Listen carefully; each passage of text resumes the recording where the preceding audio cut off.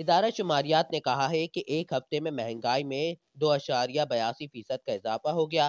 تفصیلات کے مطابق ادارہ شماریات نے ہفتہ وار مہنگائی کے اعداد و شمار جاری کر دیے۔ رپورٹ کے مطابق ایک ہفتے میں مہنگائی میں 2.82% کا اضافہ ہو گیا۔ مہنگائی کی مجموعی شرح 34.49% تک جا پہنچی۔ ایک ہفتے میں 32 اشیاء ضروریہ مہنگی ہوئیں، 18 اشیاء کی قیمتوں میں استحکام رہا، جبکہ صرف ایک سستی ہوئی۔ ادارہ شماریات کی جانب سے جاری کردہ رپورٹ میں بتایا گیا ہے کہ ایل پی جی کا گھریلو سلنڈر 3,396 روپے تک جا پہنچا۔ ایک ہفتے تک ایل پی جی کا سلنڈر 508 روپے تک اضافہ ہوا ہے۔ ادارے نے کہا ہے کہ لہسن کی فی کلو قیمت میں 66 روپے تک اضافہ ہوا۔ پیٹرول اور ہائی اسپیڈ ڈیزل 35 روپے تک مہنگا ہوا۔ زندہ مرغی فی کلو قیمت میں 17 روپے تک اضافہ ہوا۔ دال ماش کی فی کلو قیمت میں 15 روپے جبکہ دال مسور 10 روپے سے زائد مہنگی ہوئی۔